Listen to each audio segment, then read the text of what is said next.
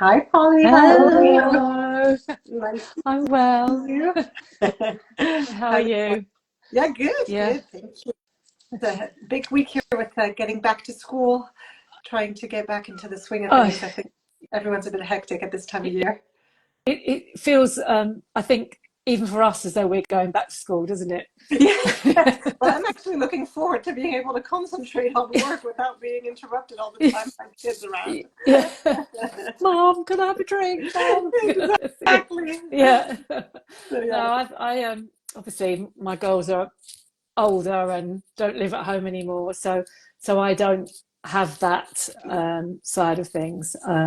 But I think sometimes it might be quite good if I had that little sort of intervention just to The stop. reset. Yeah. Um, Today, my shoulders are really, really aching because I've been typing a lot. I've been Oh, out working, yeah. um, out of the office working, but also when I came back, I had a lot of typing to do. And I thought, I've got to get this done. I've got to get this done. And my shoulders are like really stiff. So that taught me, didn't it? There you go. I see it with a lot of my clients too now coming back from holiday. They seem to be very focused on, okay, now let's crack on.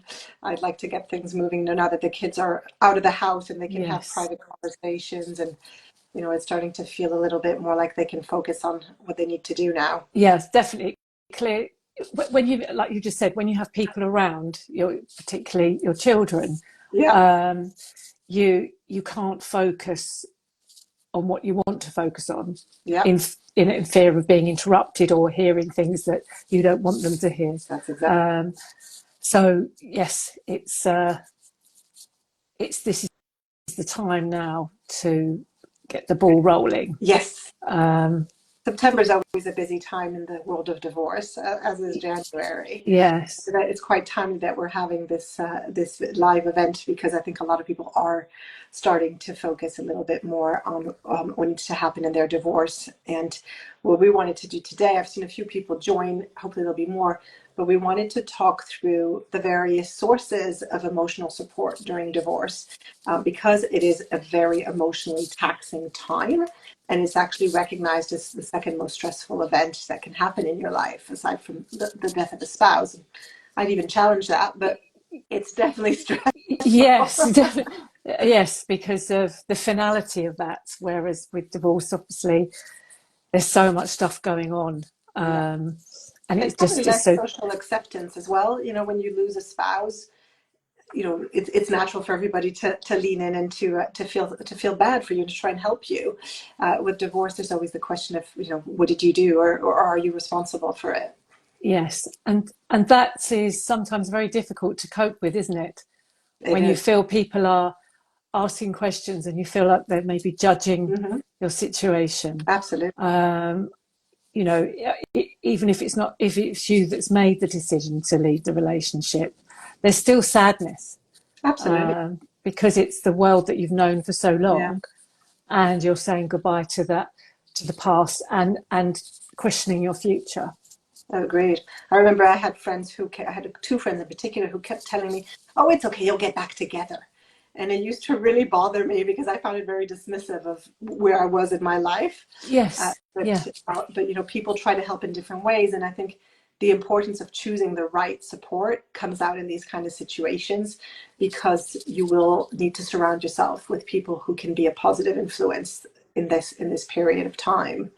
But definitely. before we dive through, I think what we wanted to do today is talk through different options for emotional support and their pros and cons, really. But before we do that, should we start with a quick intro? Do you want to introduce yourself, Polly, and then I'll Yeah, introduce myself? sure. Yes. So, for those that are watching, yes, I'm Polly Bloom. I became a divorce coach after going through my own divorce back in 2000, beginning of 2015.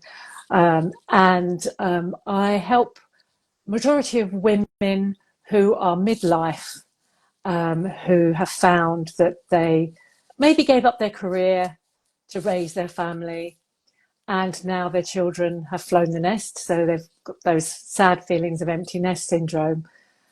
And close on the children's heels are their husband, and they find that now they're all alone, after giving so much to raising, the family and guiding their children as they grow up, are now feeling redundant in so many ways, redundant as a wife, redundant as a mother, and questioning their worth, who they are, their purpose, and they've lost their identity. So that's majority of my clients are in the 40, 50 plus range. So You, Chloe? I work with people of all different ages, but my focus is helping expats and international families. So the focus really there is to try and help them through the intricacies of an international divorce, which are far, far bigger than a traditional divorce. And there's a lot of considerations that need to be looked at and that really require that specialist knowledge to make sure that you are not setting yourself up for a disaster if you were to relocate, for example, or just later down the line. So I work with my clients to help them through the international divorce process and to help them to negotiate arrangements that are going to be future-proof and that are not going to require them having to renegotiate everything every time the circumstances change. That's so important because, like you said, the implications of parenting apart, but in different countries, with the laws of each country, it's really tricky, isn't it? So, yeah. And I know that that's something you faced when you went through your divorce. Absolutely. So you are definitely the expert on that. But I think, the specific topic of emotional support is particularly relevant as well with a lot of the people I work with because they're abroad and you're divorcing in a place that's foreign, sometimes it's a foreign language too, and you don't have your traditional support system. And so it's even more important in that context to have access to the right people who can really help you day to day. And you tend to feel lonely, and it's a pretty lonely journey already. But if you're physically isolated as well, it just makes it that much harder. So and that's for us why we set up the divorce circle. So it's accessible to all. We run 2 groups, don't we? So that in the evening and daytime, so that with the different time gaps that we can accommodate. Absolutely. Yeah, to try and make it work for everyone in terms of availability, but also to give people an option that is low cost while still professional.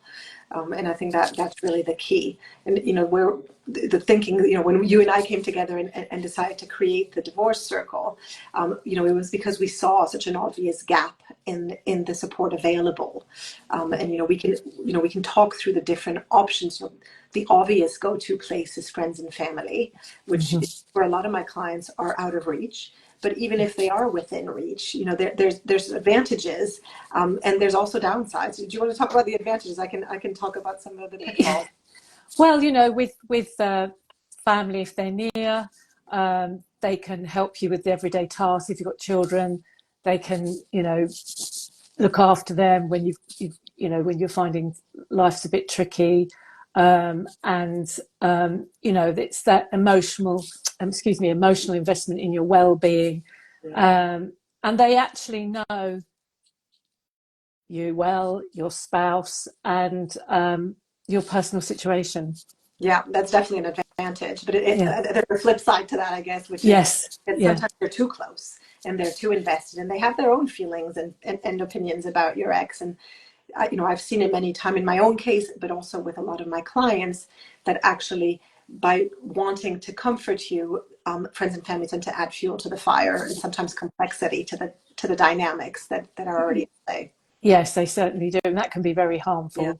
Emotional bias, because when you're struggling and you're trying to come to terms with everything, hearing things about your spouse, along the lines of, what they're doing is terrible, blah, blah, blah. Sometimes that can give you a feel-good feeling, but it's not really helpful in the long run. And they want, that's exactly why they do it, right? They want to make you feel better in that moment and feel understood. But actually it doesn't really help the situation. And then the other thing that I see happen a lot is friends who have their own experience of divorce, and they transfer their experience onto yours, and give advice, and sometimes they don't know what they're talking about because their case, it was one case and yours is different, and it might Yes, be in a different country. So it's also quite risky in that respect, because you get advice that is ill-informed. It's not professional. It's well intended, but it's not necessarily helpful, and it can lead to mistakes. it can, and also it can maybe build your hopes up. True. So you think, oh well, my friend, this happened to her, and that all turned out really, really well. So I'm going to, you know, follow the same Yeah. routes, and so I'll be all right. And so then when you're told otherwise, you've built yourself up for a fall, and then it's really difficult to get yourself back up, to, with the right mindset to carry on. Yeah. And I get similarly, what happens is you get told about, the moral justice side of things. So a friend or a family member will say, it's not right. They really ought to be doing this or giving you this. And so you have this expectation, but really the divorce process isn't about moral entitlement. No, So it no, creates, again, expectations that are not based on the reality of how the law works. And that's so true. You feel like the law is going to bring the person to, if they've been, there's cheating, there's infidelity, you think, well, there's going to be justice here. But yeah, like you just said, Chloe, the family lawyers concentrate on the marital assets, the co-parenting of the children. They don't concentrate on the reasons as to why yeah. you've separated. And I think that's a very hard and harsh lesson to come to terms with. Yes, it is. It's a painful thing because you still need to process those emotions, and you still Yes, want your day in court or some sort of justice to be rendered. And the reality is that that'll happen potentially in the private sphere, but certainly not as part of the legal process. yeah, that's so right. Yeah, So I don't know what you think. I definitely benefited a lot from having friends and family around when I was divorcing. But I think that the caveat there is that you need to use them for the emotional support and try and avoid having them be advisors, because they have yes, yeah. to play that role.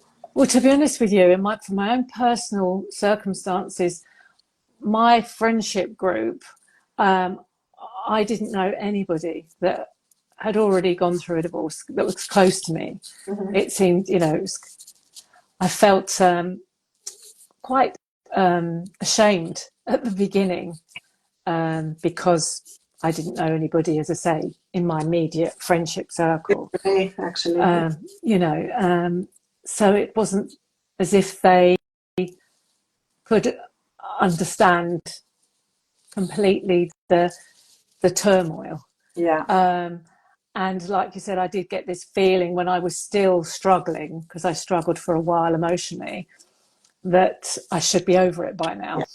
Yeah.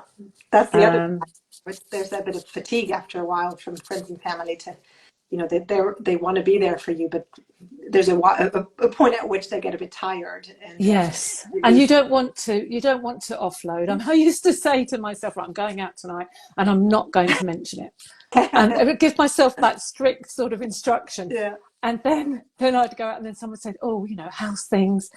Have you heard anything more? Blah blah." And then I was off.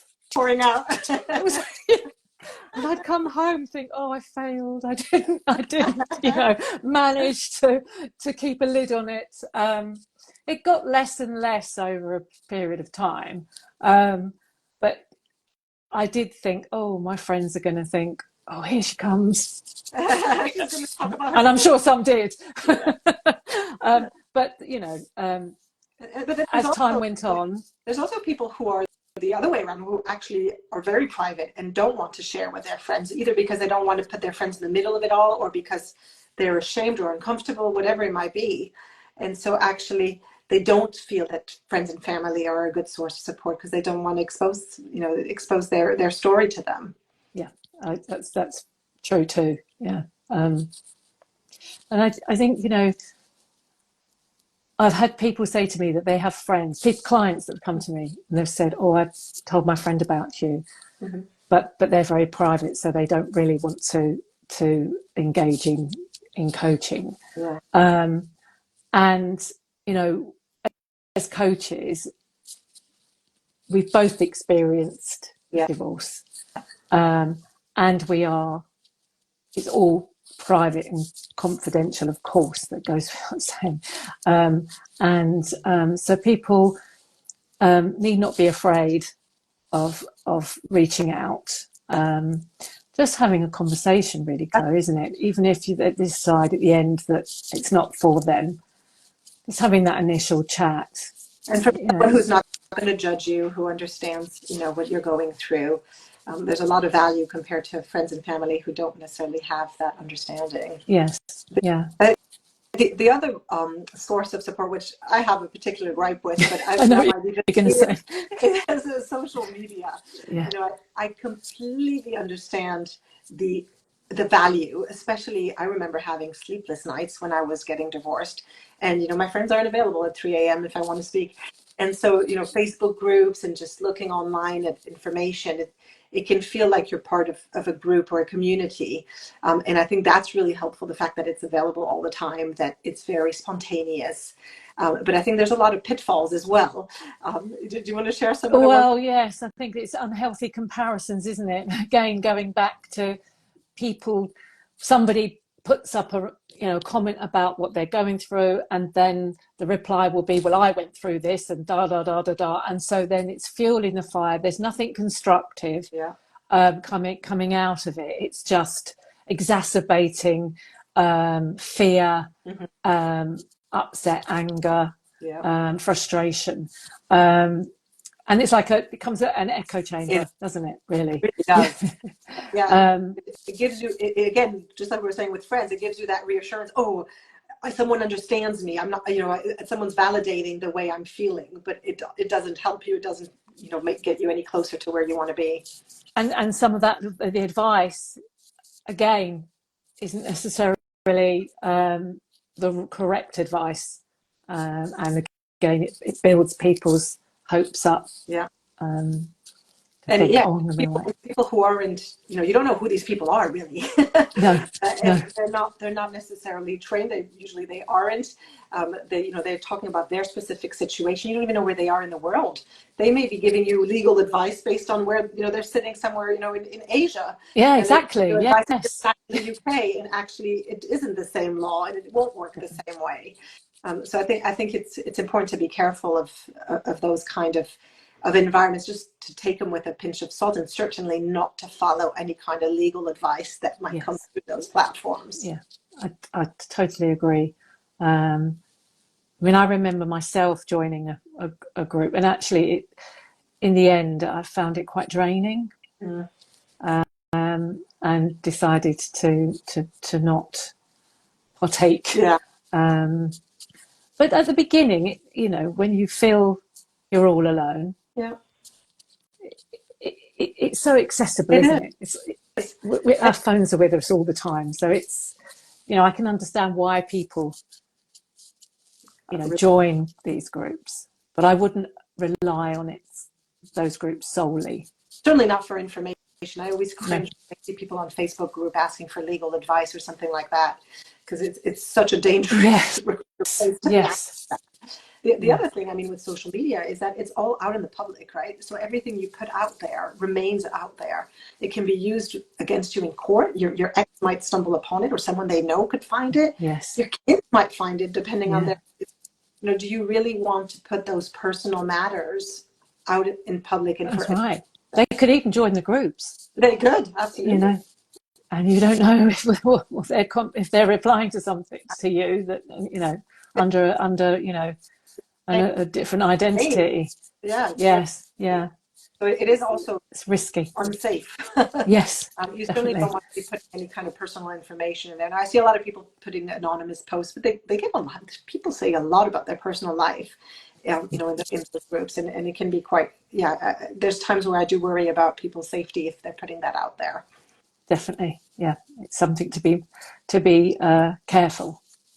you know. So these are kind of the sources of, I guess, informal advice. But of course, there's people who are trained, to help you emotionally through the challenges of divorce. And the two obvious ones are therapists and divorce coaches. For me, the way I always describe the difference, and I don't know how you go about it, is, therapists look backwards. They are looking at the past, at traumas, at what happened before the divorce. From a coaching perspective, it's looking forward. Where do you want to be? Yes. At objectives, and trying to focus on the future. Is that how you I describe the difference? certainly do, Chloe. Yes. Yeah. More scientific based, isn't it, with Yeah, therapy? And with us, as you say, it's future focused, and we're looking at the individual's growth, yeah, their growth mindset, their goals, the reality of their situation, taking ownership, and celebrating wins, because when we're in the throes of divorce, we feel like it can take over our lives, hmm, and it's like this divorce. I call it the divorce cloud, and everywhere you go, it's with you. yeah. Um, so it's so important that individuals look after their well-being, I agree. and And I think that actually, they go hand in hand. I often recommend for my clients to see a therapist if they're struggling, with grief, with guilt, with trauma. It absolutely makes sense. I think it's about thinking about, what kind of support you need in your specific context. yes, The other advantage of divorce coaching is that we're trained on the business of divorce and the actual process and yes, the different steps that need to happen. So we understand not just the emotional side of things, but yes, also the practical implications. yes, the process Hmm. around it, and to be able to talk about the different options, Yeah.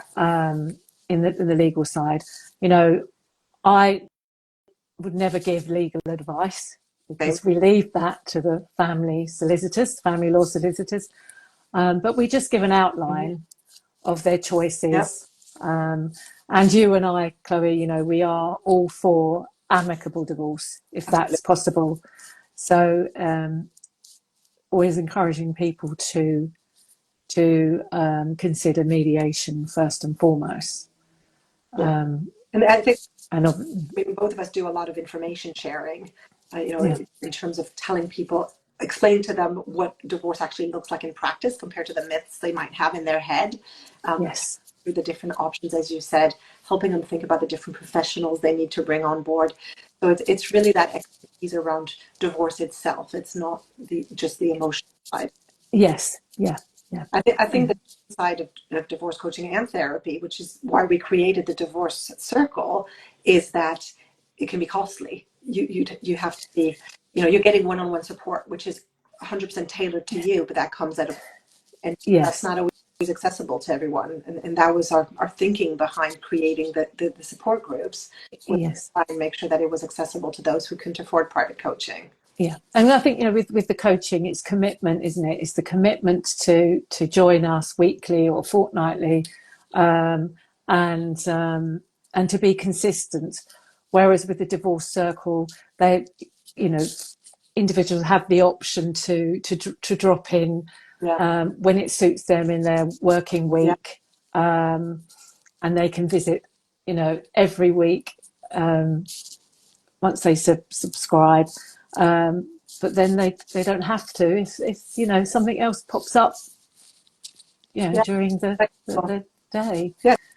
So So a yes, very good segue into the last option that we want to discuss, and which is partly why we're having this event, is support groups, because we've put a lot of time and effort into designing the divorce circle to try and create something that doesn't exist out there yet, and that we found was really missing. yes, And what we tried to do is to combine the peer-to-peer support with the professional support. So there's yes, definitely an element of knowing that you're not alone out there going through that, learning yes, to to people who have experienced or are experiencing what you are, which, as we were saying earlier, your friends and family might not be able to help with. But that all that in a form that is not as loose as a social media group, But Yes. overseen by a professional divorce coach, you or I, depending on the day, and we're Yes. will help guide people, share advice, and give them perspectives that they don't necessarily see otherwise. Yes. It's structured, isn't it? And as we make it clear at the beginning when people join the group, there are certain rules that to abide by, and that is, it's not a space where you're being extremely derogatory about your ex husband, ex partner. It's that's not what it's about. Yeah. It's to keep it dignified, Yeah. and but also to be able to share. Sometimes the old saying goes, a problem shared is a problem halved. And hopefully when people leave the group, the circle, they feel a little bit lighter. Yep. And exactly like you said, Chloe, because because they're going away thinking, oh, a particular lady, she's this far in her divorce, and she's doing really well, and Yeah. Yeah. and Again, there is light at the end of the tunnel. I had the other day in one of the support groups I was running, there was somebody who was trying to make a decision, and somebody else in the group had already made that decision. And knowing how it had gone for them, what they'd found helpful and unhelpful and difficult in that situation, just it doesn't mean their experience would be the same. It's just hearing other people's story allows you to look at your own decision in a different way and to get new ideas. Exactly, just about to say that. Yeah, it's you might have a light bulb Yeah. moment and think, oh yes, I could do that instead of doing that. And Yeah. so that's the beauty of the Yeah. camaraderie of the group, Absolutely.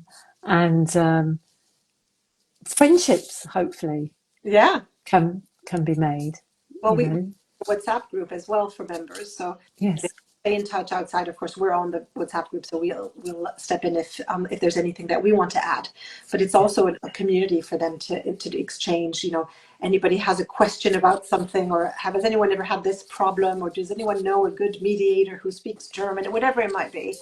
They yes, can pop it in the chat, and it's nice to feel that you're not alone and that there's other people who have the experience that you're going through as well. I think that's the main thing, is really that just not feeling so isolated and so lonely in your yes. experience. Just knowing that other people are going through it too, it can be a huge amount of comfort. Yes. And like I said, like for me, myself, looking back, I didn't really know anyone Yeah. who was close to me that had been through a divorce. So to have known that something like the divorce circle existed that I could go along to, especially, like from my point of view, I was one of I was that person whose children had flown the nest and husband had flown shortly afterwards. So some evenings I was sitting here, or in my old home, um, all alone. So to be able to know, oh, do you know, this evening I can I can meet. ask a question, I Yeah. can meet people. Yeah. I, And it's I, an hour and 15 minutes, isn't it, Chloe? So it's not like it, you know, takes over your whole evening. Absolutely. So yeah, let's get into the how does it work bit, because I think it's Yes. important for people to understand. So you mentioned it's 75-minute sessions, and we run them twice a week. Polly, you run one on Tuesday evenings, Yes, at 7:30. 7, and mine is at 12 o'clock on Fridays. And so people can join both of our sessions, one of them, whatever they want. It's unlimited. You pay a monthly subscription, which is only £96. So, if you come to all the sessions, you're paying about £10 a session, which is, you pay more for a Pilates class. Yes. Uh, and what's nice is that you get to meet people and to see them time and again, and to just have that one place that's kind of a safe environment to share and to open up about how things are going on your side.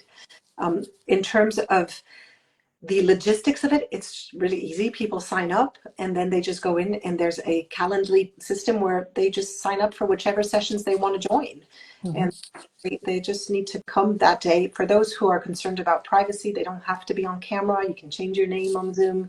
Yes. Yeah. I've never had it, actually. I've always had everybody on camera with their name up, but Yeah. it's the idea of doing it online is also to accommodate that. First of all, it makes it easy for people to join, but also because it can be as private as you want, and you don't to show your face if you don't want to. It's personal preference, isn't it? And again, you're not being judged if you do not want to share, if you just want to sit anonymously and listen. Yeah. That is perfectly fine. And people can sign up by going to our website, Chloe, can't they? www.thedivorcecircle.co.uk. And that's where they can access the joining or signing up form, etc. And the link to the... There's a link in my bio as well for those who didn't get that, but it's the divorce.co.uk. Yes. And it has all the information there around the times and how to sign up. It's very flexible. You can cancel whenever you want. We've tried to make it really easy for people and very accessible. Yes, because we have one lady that, she's very busy through September, so she signed up for August and will be coming back in October. Later on, in October. So yes, that's how flexible it is. Yes. And then in terms of any questions that you may have, you can drop Polly or myself a message. We're more than happy to answer any questions we didn't address today. I'm trying to think if there's anything. Oh yes, of course. We are offering our first introductory session, so if any for free. So if anybody's interested in coming for a taster session, just to see what it's like, get a feel for the people in the room or the virtual room, Yes. and test it out before they commit. Just send either of us a message through Instagram or an email, whatever works best for you. You can also send it to contact@thedivorcecircle.co.uk. And we will happily sign you up for whatever session you want to join so that you can have a first-hand experience before you make it. Wonderful. And then just pull up a chair, have a coffee, or if they like, a glass of wine in the evening. I'm not suggesting that at 12 o'clock with you, Chloe. But yes. But yes, come and join us and, just use us as, as people that you can sound off to, and we can all join heads to help you make good choices and decisions to move forward in your life. Yeah, and I think what we were saying earlier really is that combination of peer-to-peer support, so community in a sense of not being the only one experiencing what you're going through, but that combination with the professional advice and making sure that you're not getting either irrelevant advice or just false information that you're getting on social media or from friends and family. And that's also really important, Chloe, because we have access to the professionals. Yeah. So if there is a question and that we don't know the answer, we can certainly do our best to find out the answer. Of course. And then we also recommend people, if there's any kind of professional that we think would be helpful to you, that not everybody knows about all the different professions within the divorce world. Yes, yeah. Advise with that as well. Yeah. Are there any questions in the chat before we close the call? I've seen a few people join, a couple comments, but no questions. So I think we'll wrap it up. If anybody does have a question afterwards, or if they were a bit too shy to put in the comments now, feel free to drop either of us a message. We'll be more than happy to answer. Yes. Check it out, thedivorcecircle.co.uk, and you'll get all the information there. And if you decide to join, we look forward to seeing you. Absolutely. Thank you so much, Polly. Have a That's okay. And you. Take care, everyone. Chloe. Bye, everyone. Bye. Bye.